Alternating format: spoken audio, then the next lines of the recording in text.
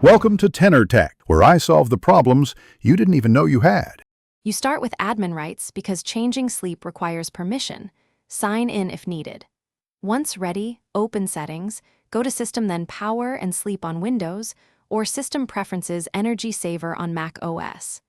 Make sure you locate the currently active power plan so you modify the right profile. While there, check connected displays and battery state because laptop behavior differs on AC versus battery power. Proceed to the sleep-specific controls shown in the next step. Now change the sleep timers. Set sleep to never or a long interval for both battery and plugged-in modes. Once done, click Advanced Power Settings, expand sleep and turn off hybrid sleep, and set hibernate to never to stop deeper sleep states. Make sure USB selective suspend or network wake settings aren't forcing sleep.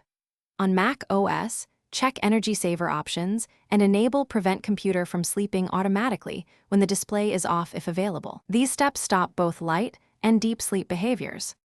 Apply settings and restart or sign out so policies take effect, then leave the machine idle for 10 to 15 minutes to confirm sleep is disabled.